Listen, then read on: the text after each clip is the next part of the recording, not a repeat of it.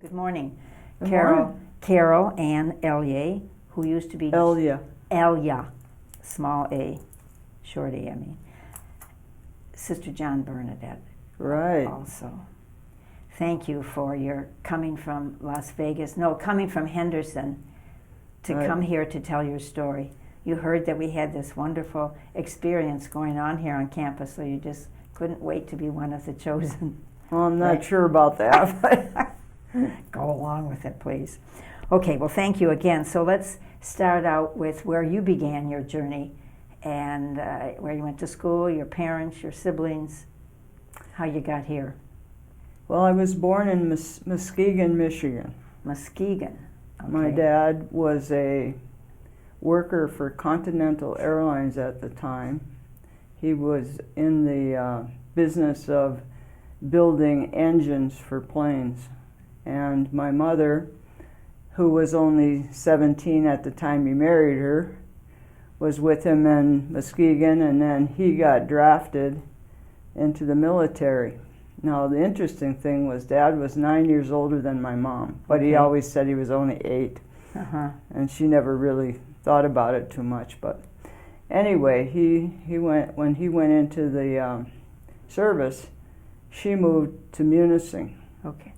Actually, she moved to Lawson, which was outside a little bitty village outside of Munising. What made her move to Munising if she was from Well, Muskegon? because her family was all in the Upper Peninsula, so Okay, they were all okay. around Munising. Okay. And so was his, so they moved there. And my mother lived with me for a while in Lawson with my aunt and her 8 kids. And then eventually moved back to Munising, where her mother lived. And we lived with Grandma Bryson till my dad came out of the military. And where was he involved in the military? He was in the Philippines, and he was near Guam. Okay. So he was a foot soldier in the army. So he was also, when he was injured, and he was stationed in Hawaii for recuperation. So Was he in combat? yes, World War II? yes. Yeah. Okay. And so when he came home, then they bought a house in Munising. And that's where I grew up, right across the street from Lake Superior. Oh my, that We was could hard. sit on our front God. porch and see the lake. Wonderful, wonderful. What about brothers and sisters? I have one brother who's 6 years younger than I am, John, and then I have a sister who's right in the middle. She's 3 years younger. Her name is Mary. Okay. And John lives in Boulder City, or not Boulder City, he lives in Bullhead City, Arizona. And my sister lives in Appleton, Wisconsin. Okay. So I see John often because he's only an hour and a half from me. And my sister, since I live in the hot country, when it starts to snow in Appleton, she heads my direction. Oh, smart woman. So So I if see her. If we want to visit that part of the country in the wintertime, we need to hurry up and do it this next coming year. That's right. And that's what I told her. I said, this is going to be your last hurrah. Well, she'll enjoy coming here to Adrian. Oh, yeah. She's been here before, so. Oh, that's good. All right, now what about your schooling?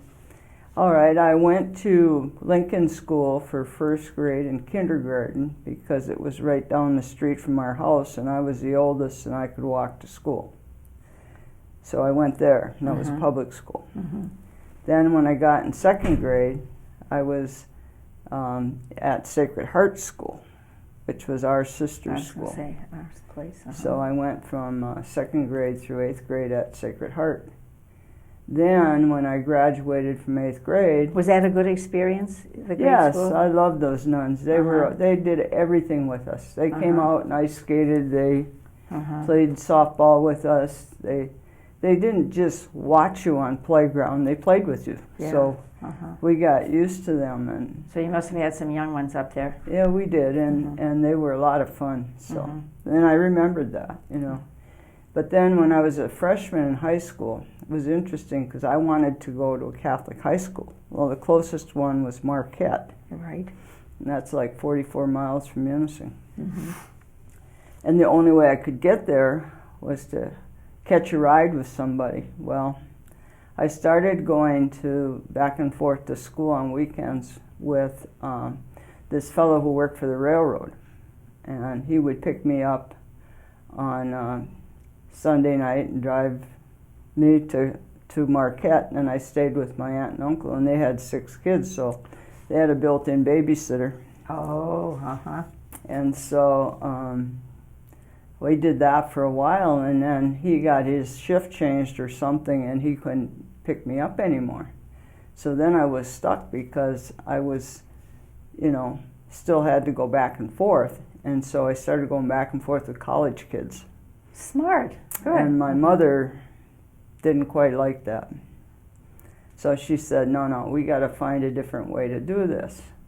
Well, by the time the end of the year came and we were still arguing about how I was going to get back and forth the next year, I was working a part-time job in the summer to make money to go back to school, because at that time they had just started charging tuition.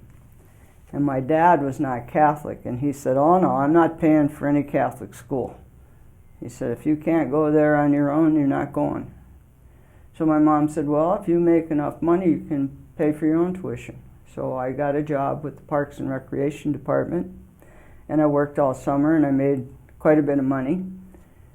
So it was just about time to go to school. That's where you probably got interested in coaching. Mm-hmm. Yeah. Okay. And so then my dog got hit by a car, and it broke his back leg. And my mom said to me, well, you got to do something now. She said, you either have to put him down or you have to get him fixed. You can't leave him like this.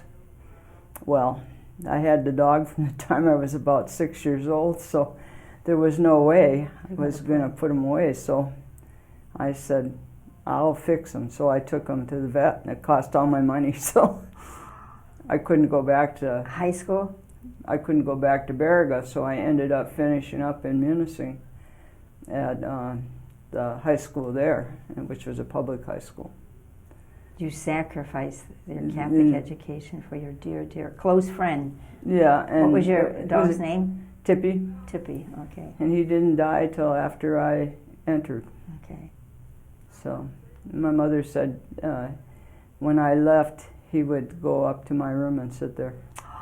Oh. And she said then one morning she came to feed him, and he was laying in the shed, and he wouldn't get up, and he wouldn't eat, and he wouldn't drink anything. And she said they took him to the vet, and they said, no, he's gone. He's 14 years old, and he's gone. So. And she called you. Well, she wrote me a letter and said that he had died, and how. How was that for you? It was tough because it was just one of the last things I had from home. So, but it was funny because my sponsor, what we used to call sponsors, was William Catrice Wildern, and William Catrice. she had left. She left sometime in the 70s. Anyway, so she was my sponsor. So I was expecting her when I graduated from high school and decided I was going to do this. I was expecting her to be there to help me, but that didn't happen because she got changed. Oh. So Sister Noella Marie McLeod was missioned up there. Right. And she was new up there. Right. And so she helped me get ready to enter.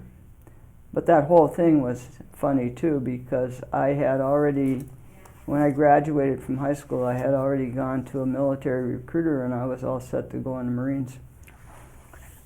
And so you went to the convent instead? Well, and the Marine guy said, he would give me an opportunity to be a drill instructor, and I thought, gee, that would be fun. And so, anyway, I was all kind of gung-ho, and so was my dad. But then, I don't know what happened. In the middle of the summer, I was, thinking to myself, well, I don't know. I liked the nuns too, and so I was talking to my mom, and she said, whatever you want to do, she said, just do it. And she said, if you don't like it, you can always change your mind, She said, you don't have any other ties to hold you. And she said, the only thing you can't do is go to college because we can't afford to pay for it. So I said, well, yeah, but I said, Voight offered me a scholarship. Way back then it was for girls basketball. Oh, so your sports too. Okay. Mm-hmm.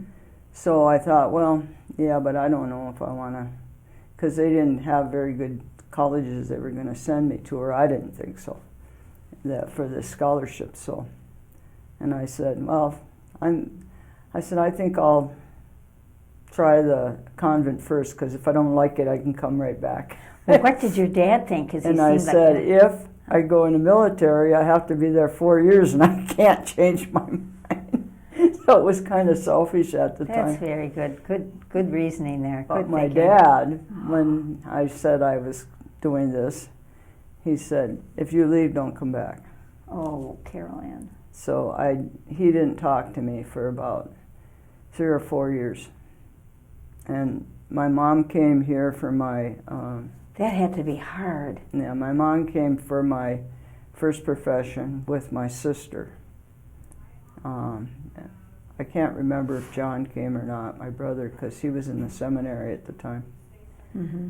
But anyway, she came with my sister and the Cole family from Iron River. They got a ride with them down here, and they were here for my reception. And then my aunt and uncle from Munising were also here, so that was nice. And I remembered that, And the odd thing about Dad was he just resisted. He wasn't Catholic. He wasn't any religion, really. Mm-hmm. But he ended up living the last 3.5 years of his life with me. Oh, he did. So anyway. But at the time, what was that like for you to hear your dad? Because I liked being with my dad. I know. We did a lot of things together. We picked berries. We did all kinds of... He was a mechanic and he was a plumber, and I did all that stuff with him. And so when he didn't accept what I was going to do, I was really upset. And on my first home visit, I went home and he went to his sister's and stayed.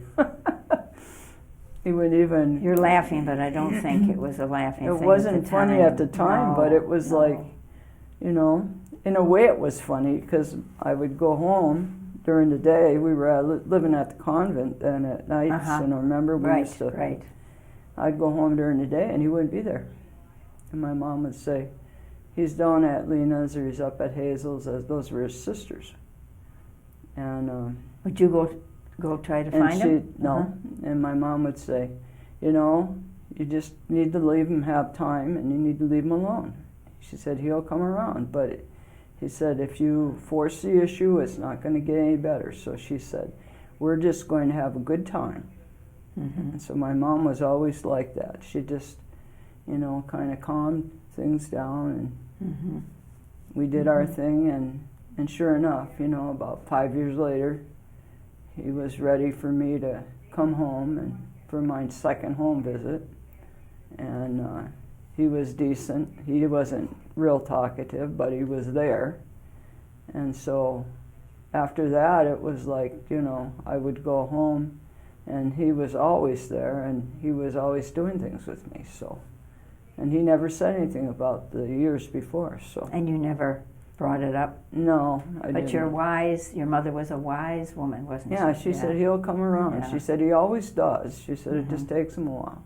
It had to be difficult for her too, yeah, it was. Her love for you and to see but she knew him well enough. Yeah. And then of course John and Mary were there, so. My sister was living in Munising at the time, and she was just starting a family, and then John was coming back and forth home, so I'd see him. So then you graduated in 1961, and then you entered. Right. And then my first mission was Chicago. And I had never been to a big city. I had never seen an elevator. I had never seen an escalator, and I ended up on the south side of Chicago at Our Lady of Mount Carmel, and lived with 13 sisters. And I thought it was great. I really liked it. I learned a lot. I learned how to teach school. I taught first grade, believe it or not. I bet you were great as a first grade teacher. Well, my kids were regimented. The Marines. They all learned how to read. What the Marines lost. Your first They all graders, learned how to read, and they all learned how to write. And those were the days that the classes were large. Right. Correct? Yeah. Yeah, I had 54 my first year. Yeah, and then I was there 3 years, and then I got moved to hometown for 1 year, and then to Queens for 3 years. Then I moved to the Upper Peninsula to Iron Mountain. How was that for you? Was that how It close was to fun. I was Munising? about 151 miles from home, Oh, good. Okay. so I got back and forth on weekends. But that you're only there for a few years. Yeah. Yeah, then I went for a year. I went to Wayne State to get my degree in PE. Oh, So that was after the riots. yeah, Yeah. Okay. yeah, I was there from 70 through 71, and then I went to Florida. Were you invited to take PE, or is that something you asked I to do? wanted to do that, and the Because first that's unusual, I think. well, Yeah. it was, and I still remember when I went into the office and asked Virginia O'Reilly if I could do that. She said, no. I said, well, I don't want to go on in history, because I had a degree in history already. She wanted me to get a master's, and I said, I don't want to do that. I said, I think that Catholic schools need PE teachers like everybody else. And I said, I could do that. And she said, well, you can go and ask Mother Genevieve. And I think she didn't think I would. She didn't know you. So I went and made an appointment with Mother Genevieve, and I went in and asked her if I could go to school in PE. And she said, and why would you want to do that? And I said, well, because I said, aren't we supposed to be about body, mind, and spirit? And I said, there are a lot of kids that go to school who don't have a clue academically, but I said, they're good athletes, and you can reach them that way. So Good answer. Mother Genevieve said, well, you go back and you tell Sister Virginia I'm okay with that. Very good. So then I started working toward a degree in PE. So I got my degree in PE, my first degree in PE, and then I went to, from Wayne State, I went to Northern Michigan University to get my master's in PE. So in the summertime, I was going to school in Marquette and living at home. Oh, nice. So it was really nice. In fact, one year I took my mom to school with me. She took one summer of college. So Nice. she thought that was fun. Very good. Then she said, I can't continue because your dad doesn't like it. And she said, you know, he doesn't even have a high school education, so it's not real fair. So she didn't go back, but she really liked school. She's a very sensitive, caring woman. Yeah, she Right? was. Yeah. And she took care of him, and so when he ended up with me at the end, it was he was not a happy camper. It seems like you got the traits of both your mom and dad. Your sensitivity, and then all the athleticism and the maintenance work and all of that. Yeah. A great relationship with both of your parents. Right. Well, when Dad called me and told me my mom had died, they were wintering in Texas. And I had just been there. I had been there for Christmas, and I left there on the day after New Year's to go back to St. Michael's, where I was teaching on the reservation.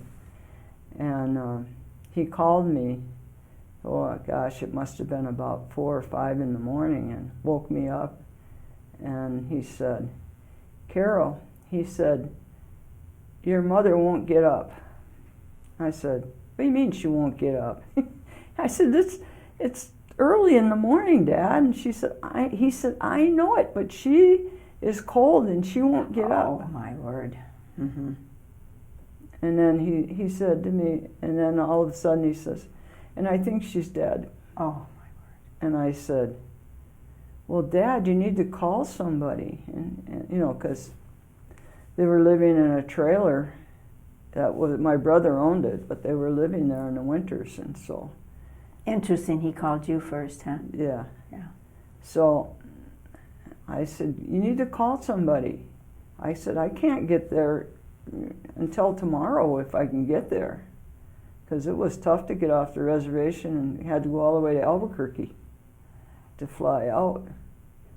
So anyway, he said, okay then. And so he hung up, and then I was teaching a class in the gym, and the principal of the grade school came up and said to me,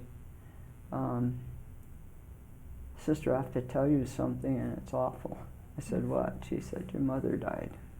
Mm-hmm. I said, well, Dad called me this morning. He thought so. I said, so I kind of already knew. But I said, I'm going to have to go because he can't take care of himself. He had Parkinson's. Okay. And I said, I'm going to have to bring him back with me. Because I said, there's no way he can take care of himself. So I ended up my brother's friend Joe also lived there with him. Mm-hmm. So Joe took care of the house or the trailer, but I had to take care of everything of my mom's and him, and so I brought him back with me to the reservation, St. Michael's, yeah. Mm-hmm. Mm-hmm. And and it was funny because I lived with the Sisters of the Blessed Sacrament, and they said, well, we can't have a man in our house. I said, oh. So they moved. He's not a man, he's my father. So they moved me into a apartment that they had for teachers on campus with him. So that's where we stayed until the end of that school year, and then I moved off the mm-hmm. reservation with mm-hmm. him mm-hmm. because the cold up there was too much for him. He had pneumonia, mm-hmm. Mm-hmm. and I thought I was going to lose him, and then he got better, and I said, Dad, we can't stay here. And I said, we're going to have to go somewhere else. Well, I knew this fellow that was principal at St. Joe City in Arizona, and he invited me to teach PE at the new school he was going to, which was in Baghdad, Arizona. Mm-hmm. And it was a mining town, and it was a public high school, and I had... That's in St. Michael's, Arizona? No, that was in Baghdad, Arizona. Okay. I see. Yeah, so I moved there with Dad. And that's where you were doing some of your, your physical PE stuff? Yeah, I taught high school PE and I taught mm-hmm. history. Mm-hmm. So then we were there 1 year. I couldn't take it. The kids were awful. You could not. And it was a public high school, and it was okay. A mining town, okay. And the kids were all going to work in the mine, and education was the farthest.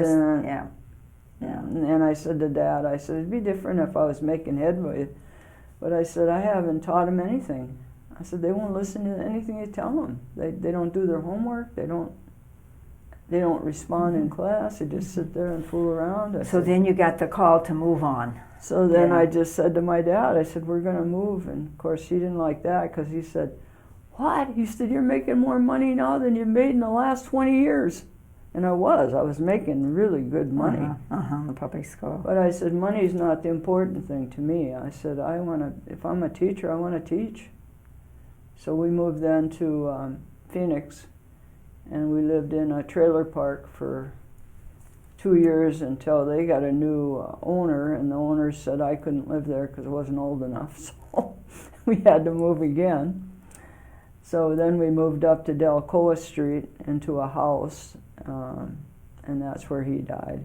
Mm-hmm. We were there about a year and maybe almost a year when he died. So I lost him. And then Daria came to live with me. Oh, she did. Well, anyway, you had a great relationship with your dad. Yeah, he was funny. Yeah, yeah. Now, is he the one that got you engaged in the plant ministry or maintenance or? No, what happened there was I was at Bourgade, the high school, for 9 years. And I had been their PE teacher. I had coached every sport, every sport in the girls' program. And then they got a new athletic director. I had been athletic director too, because one just quit and left. Yeah. So I was asked to take that. So I was doing that. I was coaching. I was teaching. I was there. My whole life was Bourgade. I was there from 7 in the morning and sometimes till 11 at night. And so anyway, they got a new athletic director, and I was on my way to a Kiwanis club jamboree with the kids in Albuquerque. And we were getting on the bus to go, and the athletic director came out and said, I need to talk to you a minute. And this was just before Easter break. So he says, I just want you to know I'm not going to hire you back next year for coaching, but Sister still wants you to teach. I said, well, I'll think about it. I got on the bus. I was really mad. And I said to myself, I'm not going to do that. I'm not coming back here and just teach. I want to teach PE, and I want to be a coach.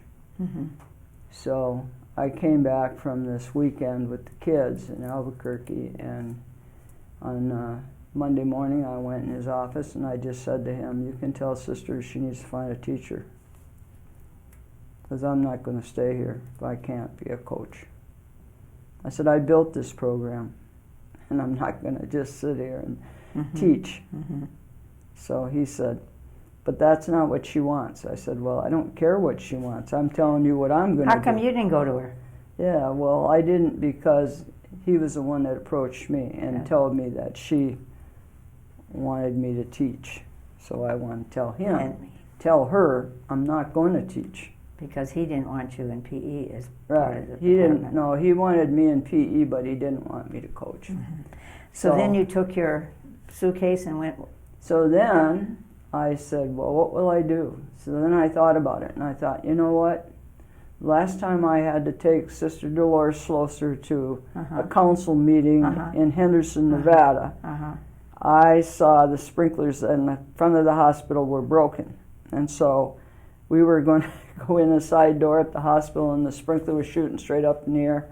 So I went over and stepped on the top of it and said to Dolores, go ahead. And she said, what are you doing? I said, well, you won't get wet, just go. So I did that, and then I walked inside and met Michael Thomas. Okay. And Michael said, what were you doing? I said, don't you see that? I said, you should have somebody fix that. And she goes, oh, well, I didn't know it was broken. And then I said, well, I noticed it. I said, she couldn't get in the door. It was all squirting water all over. So I said, someday I'll come and work here and fix it. And she just laughed. We both laughed. And so then I thought about that, and I thought, you know what? I could do that. I could go there. I could paint. I could fix sprinklers. I could do that. I could be in their maintenance department. So I got an appointment to have an interview, and the first one didn't work very well because I got there and the guy had gone fishing. I said, you set this up with me, you know? And I came all the way from Phoenix and had to take a day off work to get here, and now you're telling me you went fishing? And I thought, maybe I don't want to work here, you know? But then I found out it was a young guy, and he had just been promoted to that job, and so, you know. One thing led to another. You know, you've had various ministries. I know. Which is awesome. You know, you were a teacher, little kids, and then high school, and then you got into the coaching, and then you got into plant management. Well, I wasn't the manager of the plant, but you I were was. Maintenance. Yeah. I was a head painter. Okay. And I did some carpentry work on the side, and whatever I was asked to do, I was pretty good at doing. Whatever your dad trained you to do, you Well, did. Sounds he like you didn't. did Dad well. was not a carpenter. He was No. a plumber and a Mhm. mechanic. Mm-hmm. But all my grandpas were carpenters, both Mhm. sides. Mm-hmm. And my uncle owned a construction business. So How did you, as you look back at your various ministries and look back at your charism of preaching, do you feel you've been preaching? yeah, because Yes. I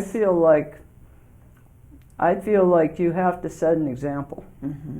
So at the hospital, I wasn't in the spirituality department. I wasn't in mission integration or any of that. But your spirituality was evident. But I felt like whatever I did it to the best of my ability because people were watching me and wanted to see how sisters did things. And so I never cut corners. Mm-hmm. And I never tried to cut corners. Mm-hmm. I always tried to give them a good example, and that's why I felt I was preaching. Is there one place, ministry in particular, that really was transformative for you as you look back? I loved every place I That's was good. because Yeah. I always had really good nuns with me. Mm-hmm. Mm-hmm. What a blessing. In 13 years I was in Santa Cruz, and that house was just amazing. But then I lived in Des Moines, and that group, Mm-hmm. when I look back on that, I was happy there. Mhm. I had really good people around me. Everybody you live with, you learn from. Mm-hmm. And if What you- is it that people are going to say about you? How are they going to remember you? Probably as bullheaded, because I am. Uh-huh. Oh, my sister tells me that all the time. She said, "You Uh-huh. are so bullheaded." Yeah, I think they'll say that, and I think they'll probably say, "Well, she knew how to use tools." Is that how you want to be remembered?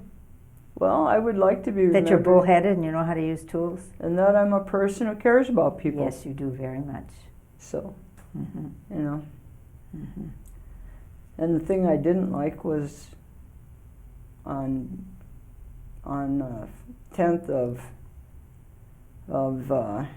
April, not being able to work at the hospital anymore. So you were at St. Rose Hospital, Delima. St. Rose Yeah, Delima and they in Henderson, eliminated Nevada. my job because they made it a mini hospital now. Mhm. So they don't need a full-time painter, so they didn't need me. That was very, very hard, wasn't it? Yes, it still is, Mm-hmm. because... What did it say to you? Well, it said that probably I needed to look for something else to do. No. It touched Because you in another way, too, though. it did. Yeah. It made me, of course, they had a really nice farewell party for me. And I still go over there, and I still talk to all the guys I worked with. Mhm. And they still ask me questions. What color is this? Where is this? And what's that? So I feel like I really, in a sense, ministered to them, the guys I worked with. Mhm. That's what I heard. At And that different makes me feel good. Mhm. Do you feel it? Yeah, Do you I feel do. that you ministered as you did in every place, whether you're tossing the football or the basketball or whatever it was you were doing? Yeah, I do. Mm-hmm. And I feel like it was probably time. And now You knew it was time, but you couldn't stop. but I it. didn't have the chance to say, I think, what I didn't like about it was I wasn't ready. And I you don't think you think ever- I don't think I would have ever been ready. That's right. That's right.